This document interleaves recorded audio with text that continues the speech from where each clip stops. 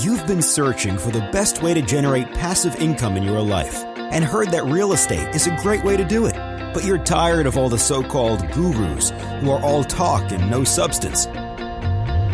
Get ready to celebrate because Kevin Bupp has spent 14 years successfully making it happen. This is the Real Estate Investing for Cash Flow podcast. Now, here's Kevin Bupp.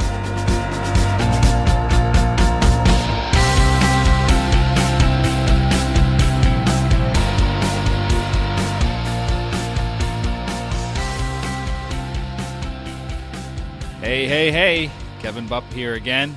Welcome to episode number 3 of the Real Estate Investing for Cash Flow podcast. Today we're going to do a special session based on feedback from our listeners who have questions about real estate investing and how to get started in commercial real estate investing. So today we're going to answer all those questions that have been submitted through my website, kevinbupp.com.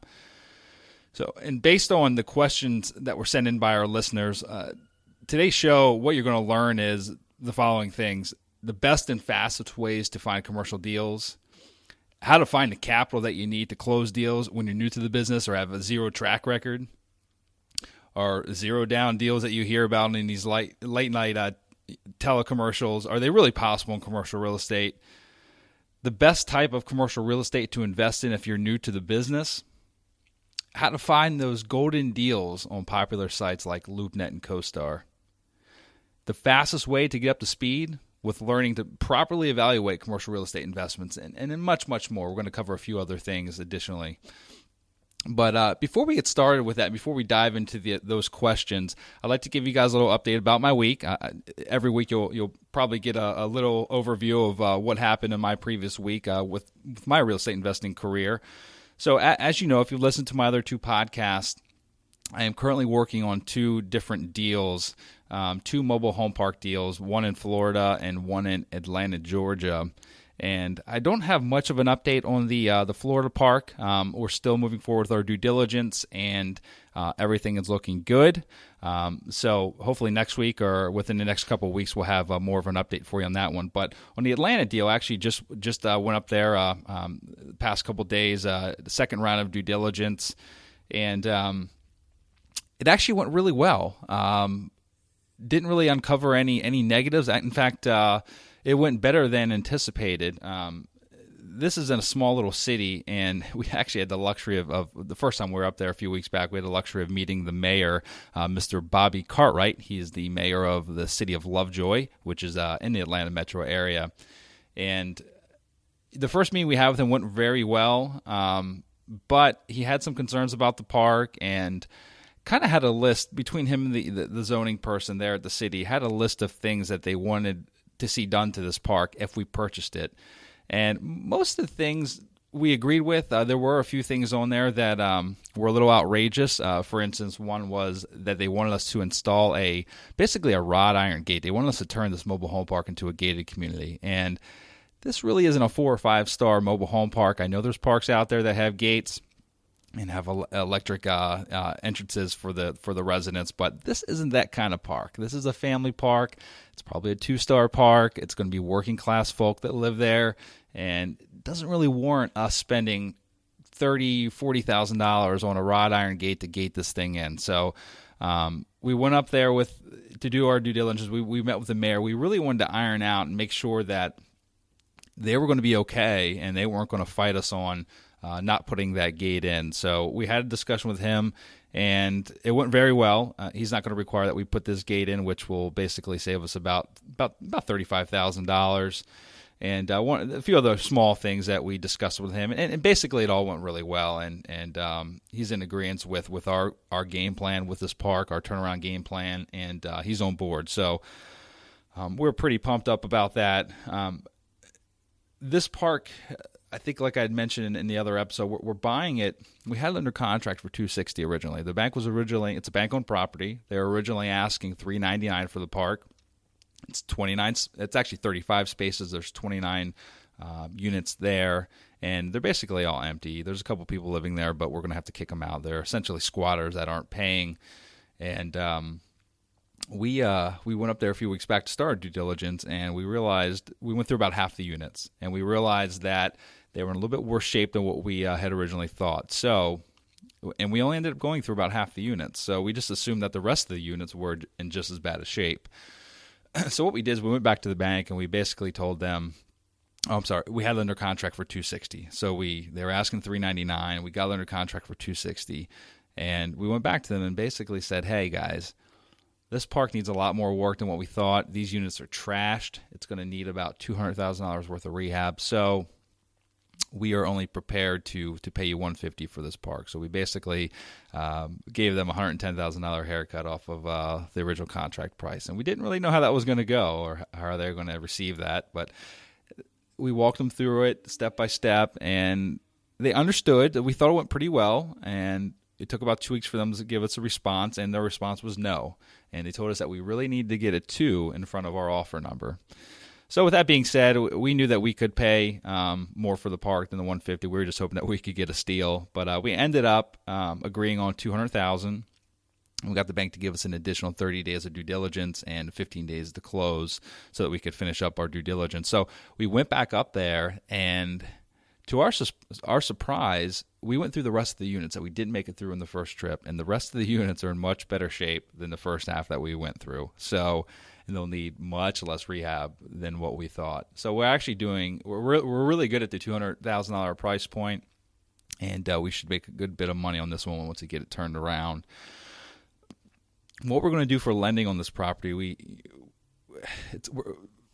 had a couple options for lending. We talked to multiple different hard money lenders in the Atlanta metro area that had an interest in it, but the money was very expensive.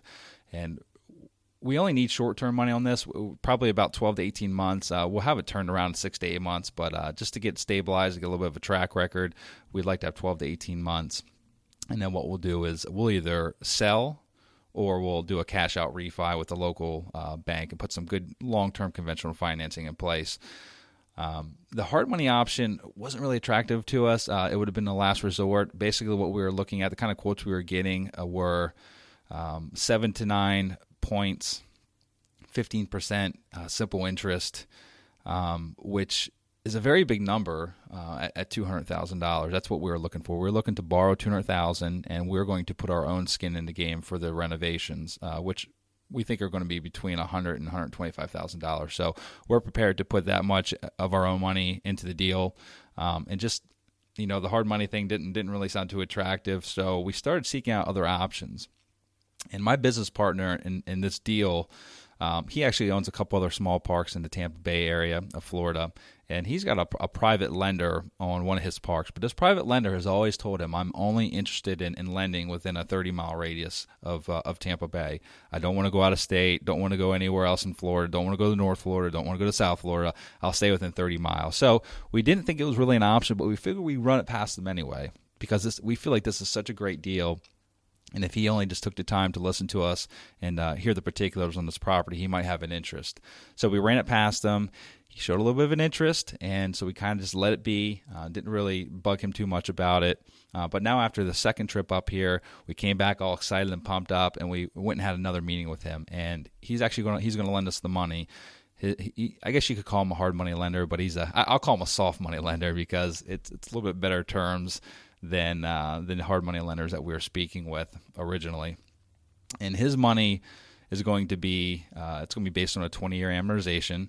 So it's going to be a fully amortizing loan, 10% interest, and 2 points up front, no prepayment penalty, although he does want us to have the money with him for at least 2 years. It's kind of a handshake agreement, which we'll do because we'd like to use him on future deals because it's very easy money. The process will be very quick and painless for us and for him as well. But he's actually going to be lending this money out of his self-directed IRA, which is a great source for when you're out there looking at deals and you're looking to come up with a funding. There's a lot of IRA money out there, and there's a lot of baby boomers that have a good amount of money in their IRAs, and it's just a great source for funding your deals. But either way, that's a little bit of my update. Hopefully next week I'll have a better update on that Florida park that we're working on. But as of now, all is good on my side, and we're moving forward with both of them, and hopefully we'll have both of them close sometime mid-February is what we're shooting at. So, but on with the questions. So we've received a lot of questions over the past 2 weeks through our website. If you go to kevinbupp.com, on the right-hand side, there's a red button that says Send Voicemail. And you can click that link, and it pulls up a prompt that says either allow or deny the use of your microphone on your computer. And what you can do is it allows you to directly leave a voicemail. You can speak into most laptops nowadays have microphones built in. So what you can do is you can click that link and you can actually leave me a voicemail, and it sends it to me in an email format. So if any of you guys have questions about investing in real estate, how to get started, just anything, whether you're an advanced real estate investor or you're a beginner or you're somewhere in the middle, if you have a question for me, I'd be more than happy to feature it on the show and get you the answer that you're looking for. So I think we've got 7 or 8 questions today. Very, very good questions, and I think you guys will get a lot of value out of listening to these questions and my feedback on the questions. So let's start with Bob from Sacramento, California. Bob left me a voicemail, and he's asking, what are the best and the fastest ways to find commercial property deals? And all these answers I'm going to give you today, they're based on my personal opinion and what's worked for me in the past. So my thoughts on the best and fastest way to find commercial property deals are the following. There's 3. There's more than that, but these are the 3 that have worked the best for me, so they're at the top of the list. The first is get out there and network with the brokers that focus in the niche that you want to focus in. So, for instance, you'll find that there's a lot of commercial brokers that kind of pick a particular niche, whether it's shopping centers, office buildings, industrial, multifamily, but it's pretty easy to figure out who they are. What you can do is you can go on Loopnet.com, which is the most popular commercial real estate listing website out there, and start searching for properties in your area that are within the asset class that you want to buy, and you'll start seeing commonalities between brokers that have a lot of listings in the area. And pick up the phone and give them a call. Let them know that, you might get blown off. Just know it's going into it that you might get blown off. These are very busy people, so they might blow you off. But if you make a couple calls to these brokers, let them know that that you're new to the business and you're not necessarily a neophyte. You're in the learning stages and you've got some money. You're looking to invest and you're looking to build relationships with brokers that specialize in that asset class. And just talk to them. See if maybe you could meet them for a coffee or take them to lunch, and just build a friendship and a working relationship with this person, because down the road what you'll find is once these brokers realize that you can close on deals and that you do what you can actually do and perform what you say you're going to do, they'll be bringing you deals that will never make it to the general public, which are called pocket listings. And these are where the best deals come from.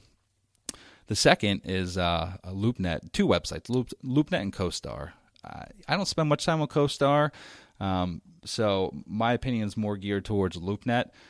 A lot of people say that Loopnet.com, which is by far the largest listing site for commercial real estate, a lot of people will tell you that Loopnet.com is kind of the graveyard for all the deals that didn't get bought by the pocket buyers, meaning that these brokers that have these pocket listings, they kind of have a top 10 or top 20 list of buyers, that they know can close. So when they get a deal, what they do is they pick up the phone, they call their preferred buyers, and if their preferred buyers don't want a particular property, typically what happens is it ends up on Loopnet.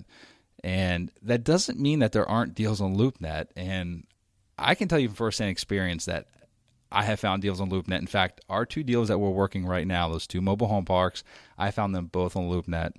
And what you'll find is there are some brokers and property owners that actually list on Loopnet as well. Or I'm sorry, there's brokers and then there's also property owners that list on Loopnet. So you don't have to be a broker to list on Loopnet. And these 2 deals that we're working on, they're not, the brokers that are listing them aren't primarily commercial real estate brokers. They tend to focus mostly on residential real estate. So they're not, I wouldn't consider them sophisticated commercial real estate brokers. And I think the reason why both these deals, both of them were pretty recent in Loopnet, and I think the reason why there weren't a ton of people making offers on both these properties that we have in our contract is that the listing was terrible. There were no pictures, there was no descriptions, there were no financials available on either one of these properties. These brokers didn't have financials put together from the owners, so they weren't prepared before they put this thing up for sale. And a lot of buyers will get discouraged if they call a broker and ask for the last 2 years profit and loss, rent rolls, and that broker can't provide that in a timely manner. They'll move on to the next deal. But I was patient with both these properties. I dug into them a little bit deeper and realized that there was definitely some upside potential. So, the Atlanta park really doesn't have any financials. It's bank owned, and it hasn't really had a decent stable occupancy for a number of years. So we're basically buying that one on assumptions that we're making. But the Florida park, we were patient. It's an 83-year-old owner. He does all handwritten bookkeeping.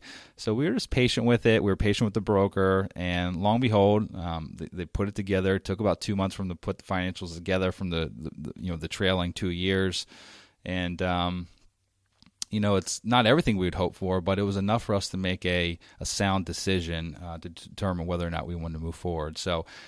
Just know that there are deals out there on Loopnet and CoStar, and you just got to sift through a whole bunch to find the few diamonds in the rough. So don't discount either one of those sites. And the next, one of my favorite, are direct mail campaigns. There's not a lot of competition. People do direct mail campaigns, but it takes work and it takes time, and it's hard to stay consistent. It's definitely something you have to stay consistent with. You can't just do one direct mail campaign, send a mailer out, and expect a ton of results, a ton of deals that come in to your desk. You got to be consistent with it. You got to continually send out 2, 3, 4, 5 pieces to the same addresses over a period of time. And typically what I like to do is within 6 months, hit that same property owner up 2 to 3 times with a different marketing message. Maybe the first time it's a handwritten letter, maybe the second time it's a postcard, and maybe the third time it's a different type of handwritten letter with a different message in it. But I've found that if you're consistent with direct mail campaigns and have your target mailing area, you definitely want to narrow it down to a target mailing area, because it's expensive, so you're not going to be sending 50,000 mailers out a month to all 50 states. So you want to find out the 2 to 3 top areas that you want to invest in, and then either go to the tax assessor's office. Most tax assessors will allow you to, they'll either provide you with a database of all the property owners in that particular county, or there's a lot of different, lead database websites out there. Info USA is one of them. ListSource is a popular one that we've used in the past. But direct mail campaigns work. I can attest to that. We did a couple years back. We did a big wholesale deal on an apartment complex from a direct mail campaign. We found a motivated seller. It was a 38-unit apartment building in Sarasota, Florida, and we flipped it and made just under $100,000 on it. It literally took 30 days. Did the flip, sold it to an all-cash buyer, and that direct mail campaign cost us maybe $300 to do. So you can definitely have success in doing direct mail campaigns. But those are my top 3. And, there's a lot more. But like I said, those are the 3 that I focus on. Next question is from Janet in Charlotte, North Carolina. Janet's question is, I'm new and I've had a discouraging experience with finding experienced partners to provide equity or funding for a deal. How can someone like myself with no track record get my first commercial deal done? That's a very good question, Janet, and we've all been there. Those of us that have some experience in investing in commercial real estate, we have all been in your shoes and where you're at right now, and have been discouraged trying to find money for a deal. And what I can tell you is that, and this very much holds true, is that if the deal is good enough, you'll find the money. You just got to get out there and talk to people about what you're doing. So you find that great deal. There's definitely more money out there than there are deals. So find that great deal and the money will come. A couple different ways that you can find this money is what I found is, again, these are my opinions. These are what have worked for me. One being real estate investment clubs. Most major metropolitan areas have at least one real estate investment club. You're going to find that a majority of them are focused towards residential real estate, but there's guys there with money. There's guys there that have IRAs. There's guys there that are hard money lenders. There's people there that may be willing to partner with you on deals and provide the equity and the experience. So don't discount the real estate investment clubs in your area. In fact, about a month and a half ago, I hadn't been to our club for about a year. Shame on me, but I went to the club, and actually it was a new club. I hadn't been to this one before, but I hadn't been to any real estate investment clubs for about a year. So again, shame on me, but I went to the club. I figured I need to start a routine again of going to at least one of them. We have about 5 in our area where I live. And I went to this group. There's about 40 of us there. And again, 99% of the people there were residential real estate. They're either wholesalers or flippers or rehabbers, and not necessarily our target clientele. But, I got up, and this club allows you to get up and kind of give a shameless plug of yourself and what you're looking for, what your business is. And I figured I'd get up and just tell people, hey, I'm looking for multifamily investment properties, both apartments and mobile home parks. And I'm also looking for money and potential equity partners. And I didn't figure I'd get any feedback. People kind of shook their heads, gave me blank stares. 1 or 2 guys asked me for my card, as I was standing there. But after the meeting was over, a gentleman came up to me named Andrew, and he had informed me that he is a lender. He's not a hard money lender, but he's lent on deals, and he just, he's a successful corporate guy and has some money and likes real estate. Doesn't own a lot himself. Has only lent on deals, and he had $240,000 that he had coming back into his bank account from a previous deal, and he was looking to get that money lent back out. It's all about the velocity of the money that you have and getting it out there, getting it working for you. So he came up to me and approached me, and he mentioned that he had an interest in getting more involved and being more of an active partner and not just a money lender. He wanted to hedge his bets against inflation. So he wanted to lend his money, but he also wanted to be an equity partner in a deal. So we actually had lunch that following week and just got to know each other a little bit better and talked about, his particular situation, what he was looking for. And, we haven't done a deal together yet, but we're actually getting together here in the next week. I'm going to introduce him to my business partner that I'm doing these mobile home park deals with, and we're going to have a discussion about some other potential opportunities. But he's got money.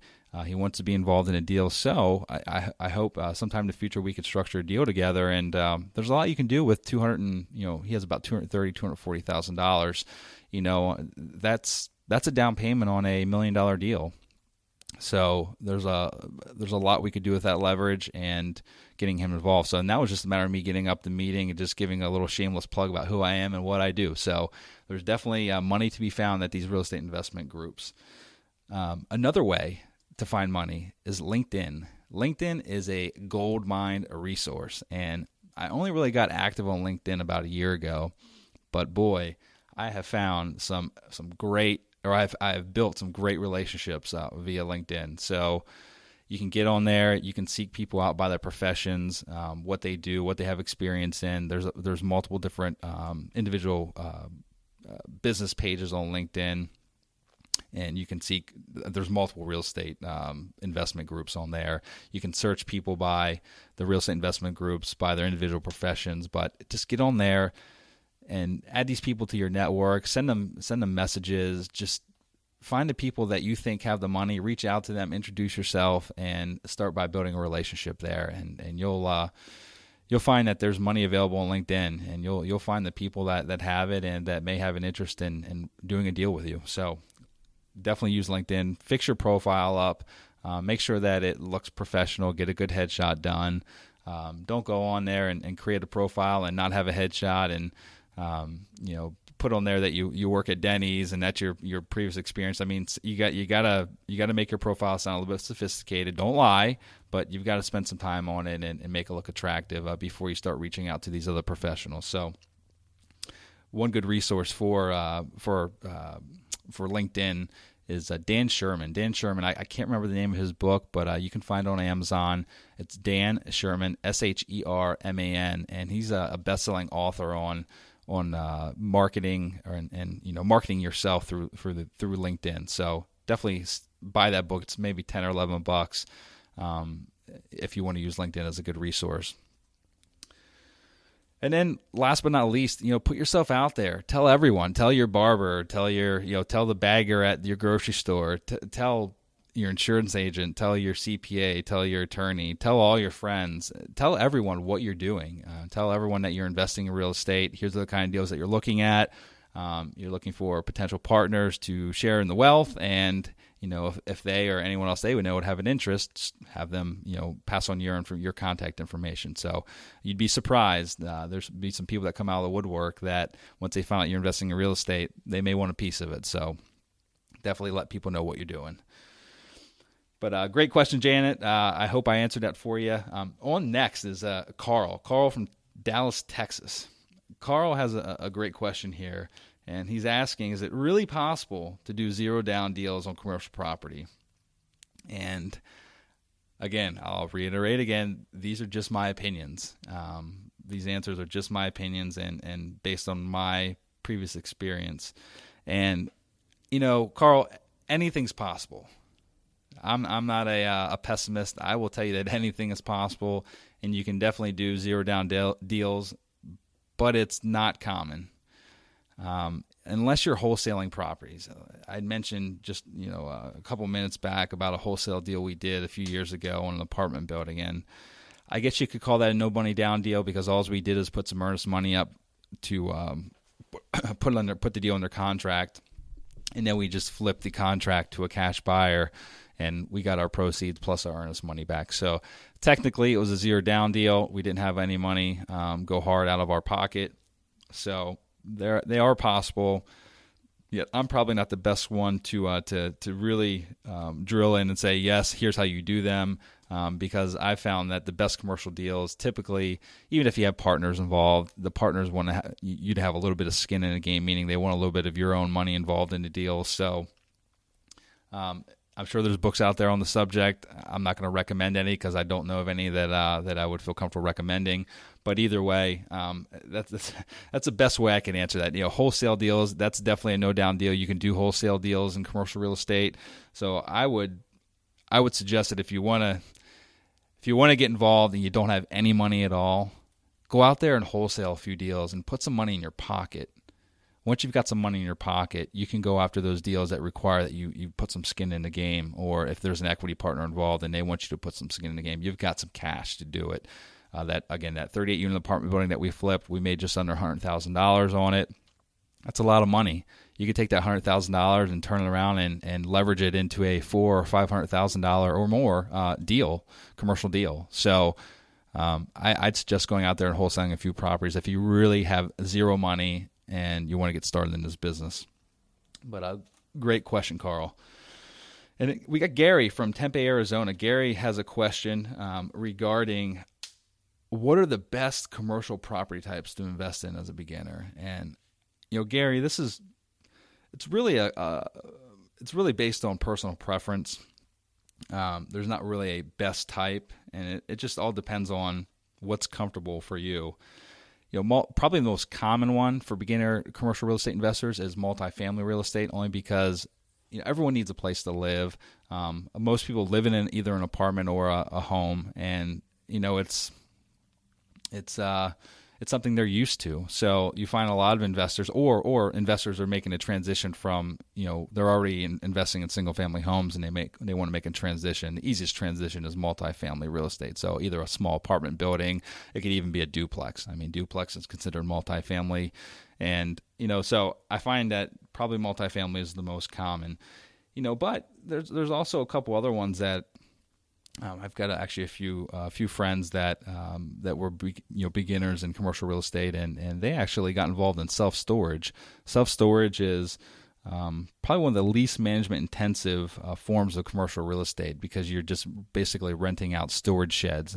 They typically have on-site managers, but the on-site managers manage the daily operations, and the owner of the property really doesn't do much. So self-storage is it's a booming business. I don't really spend much time in it. I know that over the past couple of years, it's made a huge rebound with the housing market making a rebound. And I don't know if I'm sure there's deals out there, but I don't know too much about the self-storage space. All I know is the friends that I have that are involved in it make a good living out of owning spaces. I think they own about 300 units total, which is pretty small. I think it's over 2 properties.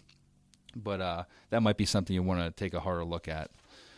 And like I said, my first commercial deal was that 38 unit wholesale. And my second deal after that one was a mixed use office and multifamily property. So that was my comfort level. I come from a single family home background, so I had invested in single family properties for quite some time, about 10 years before getting involved in commercial real estate. So that was my comfort level. In fact, it's still my comfort level. I just think that everyone needs a place to live. And I'm really involved in the affordable housing realm because I feel like not much more affordable housing is being built in the U.S., and our economy is not really getting much better, and I feel like there's a huge demand for affordable housing. So we're really focused on the mobile home park sector and the low-income apartment housing sector. So, but great question. And on to Stacy from Fort Collins, Colorado. A friend told me that it's a waste of time to search for deals on Loopnet and CoStar. He said that all the deals on these sites are basically leftovers that the brokers couldn't sell to their serious buyers, and basically that there's no good deals out there. And like I think I kind of covered this in the previous question. There are definitely deals on Loopnet. The two deals we're working on now, we found both on Loopnet. So pretty simple answer to your question, Stacy, is yes, there are deals on Loopnet. You may have to sift through 500 or 1,000 of them to find one good one that fits your investment criteria, but there are definitely good deals on Loopnet. But great question, Stacy. Thank you. Bert from Jacksonville, Florida, he left a voicemail for us the other day and is asking, I'm a new investor and would really like to bypass the residential investing and start with commercial multifamily apartments, but he's a little overwhelmed by all the terminology involved with commercial real estate. He's asking, what are the best resources to fast track the learning curve and learn, the proper analysis formulas and, the talk and the lingo of commercial real estate investing? And first and foremost, Bert, what I'd say is start reading. There's a ton of books out there. One great book that I'll recommend it's called What Every Real Estate Investor Should Know About Cash Flow. And it's by Frank Gallinelli. I think that's how you pronounce Frank's last name. Frank Gallinelli. And just a wonderful book. It gives you all the different formulas that are involved in evaluating commercial properties. It'll help you. There's a glossary in the back that will, give you definitions of all the popular commercial real estate terms. But that's a great book, so go pick it up. You can get it on Amazon.com. You can go to Barnes & Nobles and probably any other bookstore and find this. This is the gem of a book, so definitely go buy it. Next is Google, the internet. Type in how to invest in commercial real estate. Type in different key phrases like that, and you'll find a ton of resources and blogs and websites. Just, content-filled resources on how to get started, different opinions, different perspectives on how to get started and how to learn, the proper analysis of commercial real estate investments. You could always befriend a commercial real estate broker that's in your market. Like I said, find the one that's focusing on the niche that you want to invest in and befriend that person and take them to lunch, offer to buy them a coffee, just get to know them. And just through osmosis of knowing this person, you'll pick up on, common terms, common evaluation strategies for commercial real estate.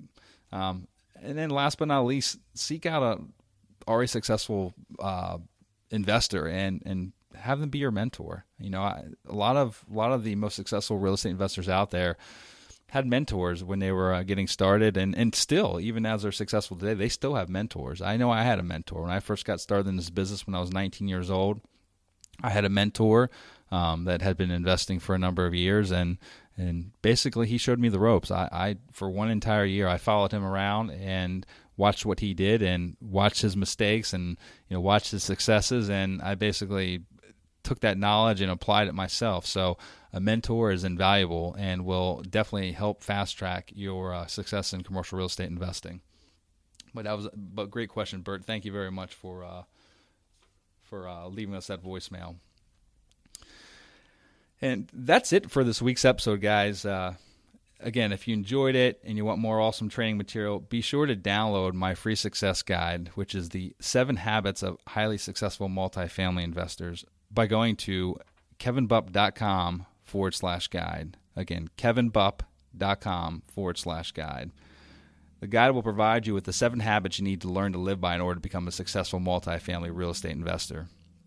And this week, like we've done the other past 2 weeks, this week we'd like to give a shout out to Carl Wright from Dallas, Texas for downloading the free guide. Carl, you're now one step ahead of the competition and well on your way to success as a multifamily real estate investor. And guys, just a little sneak preview. We've got some awesome interviews lined up over the next few weeks. So definitely stay tuned, and because we've got some just killer interviews coming onto the show. Just to give you a little sneak preview of the next couple rockstar interviews that we have teed up for you. The first one is Craig Haskell. Craig Haskell is with the Value Hound. He's the founder of the Value Hound Academy. He's a successful real estate syndicator and has syndicated millions and millions of dollars for commercial real estate investing. He's a talented author. He's an active investor. He's a trainer. He's a real estate coach. And Craig's going to teach us about how to syndicate deals, and which means how to raise money for doing your commercial real estate investing. So you won't want to miss that interview with Craig. One of the other guests we're going to have is Mike Conlon with Affordable Communities Group. Mike currently owns 2,000 plus mobile home park units. He's the author of Unconventional Wealth, and he's a personal real estate coach. Mike's been investing for over 10 years and has amassed a huge net worth from his mobile home park investments. And last but not least is David Lindell. David Lindell has been in the game for quite some time, I think maybe upwards of 15, 16 years, and he's a 2-time best-selling author. He currently owns and manages 7,000 plus apartment units. He's a national real estate trainer and coach, and is the founder of the website rementor.com. So David's going to share his knowledge with us, and you'll find that David, he's got a great personality, a funny guy, good sense of humor, and he's going to teach us how to get started in investing in apartment homes. So if that's where you want to go with your commercial real estate investing business, then you definitely don't want to miss that interview. And guys, before we close out here today's session, please, this podcast is only as good as its listeners, and I appreciate you guys listening to the show. And if you enjoyed what we're offering here and you want to hear more of it, please leave us feedback on iTunes. Go to our podcast. You can give us a 5-star rating. If you want to leave a review, that would be great as well. But let us know how we're doing, and we'd really appreciate the feedback. And again, if you have questions about real estate investing, anything. I mean, it can be a beginner's question. It can be an advanced question. Go to my website, kevinbupp.com. And on the right-hand side, click the red Send Voicemail button. And it's that button, it's actually a plugin that we use from a company called SpeakPipe. And what it allows you to do is directly from the web, you can click on that link and allow you to leave a voicemail, which will be emailed directly to me. And we will feature your question on one of our upcoming shows. So, guys, thanks again for listening, and as always, go make some cash flow happen. Congratulations! Now you've got more of the best tricks of the trade in building massive amounts of passive income from real estate. For more amazing resources, visit realestateinvestingforcashflow.com, and we'll see you next Monday morning.